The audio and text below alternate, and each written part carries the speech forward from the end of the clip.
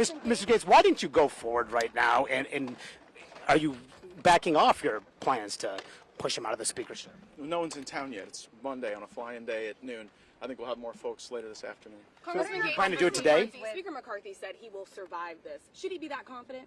Well, he's probably right. As I said on CNN and on ABC this past weekend, Kevin McCarthy's true coalition partner on all things of substance has been the Democrats this Congress. He worked with Democrats on the debt limit bill, and only Democrats are really campaigning on that bill. Republicans aren't campaigning on the debt limit bill. That was a Democrat bill, passed with mostly Democrat votes. Then we get to the appropriations process, and Speaker McCarthy purposefully delayed us. He tried to back us up against shutdown politics. He tried to not pass single subject spending bills, and at the end of the day, he had to utilize Democrats to pass a continuing resolution. So if Kevin McCarthy works for Democrats and utilizes Democrats in order to keep power, that would be consistent with everything we've seen from him. And if you lose, personal for you. For some people, policy failures are recast as personal because their own failures are personally embarrassing to them.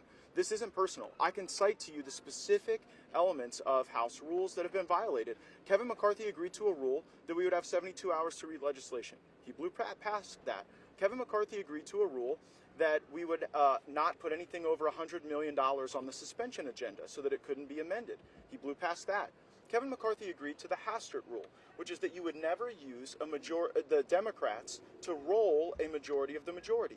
On the last Ukraine supplemental, 101 Republicans voted for it, 117 Republicans voted against it. So does this sound personal to you? I'm pointing to specific things that Kevin agreed to that he hasn't complied with. He's just trying to subjugate his real and significant breaches of our agreement as some sort of personal dispute, but that's just more about him than it says about what we're trying to do to change Washington. Mr. Gaetz, if you lose this vote, Mr. Gaetz, if you lose this vote, how many people do you believe share your sentiment among House Republicans or in the House overall? I think tens of millions of Americans share my sentiment. And if you go look at Newt Gingrich and Mark Levin trying to attack me online, it is an avalanche of criticism from their own supporters and their own followers and listeners, where those folks are standing with me, not some of these folks who are with McCarthy. Now, can you get more than 5 or 6 Republicans to sign on to this? Well, we'll see, and we'll see where the votes lie. That's a great thing about having. If you lose this vote, will you continue to do this? And are you worried about throwing this institution into chaos, paralyzing an institution that your party runs? You know what I think paralyzes us? Continuing to govern by continuing resolution and omnibus. You know what I think throws this institution into chaos? Marching us toward the dollar not being the global reserve currency anymore.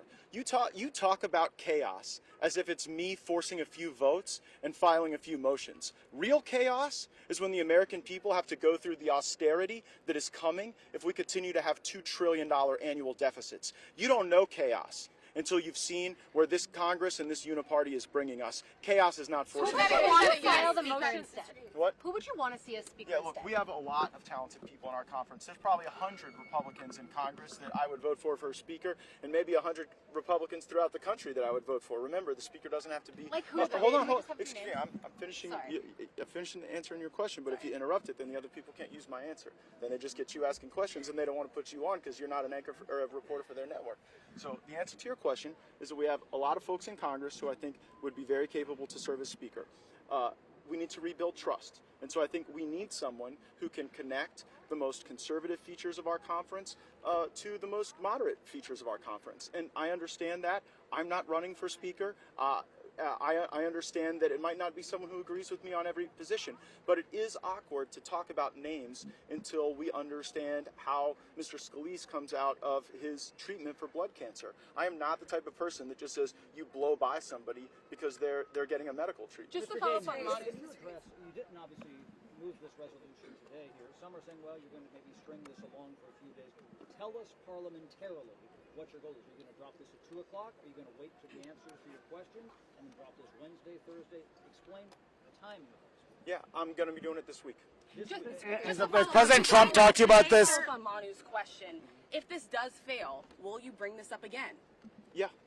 How often? Like every day? I mean, this would, do you think that you could win this vote eventually, and you're going to keep doing it until you think that you have the votes? Well, like I've said, it took Speaker McCarthy 15 votes to become the speaker.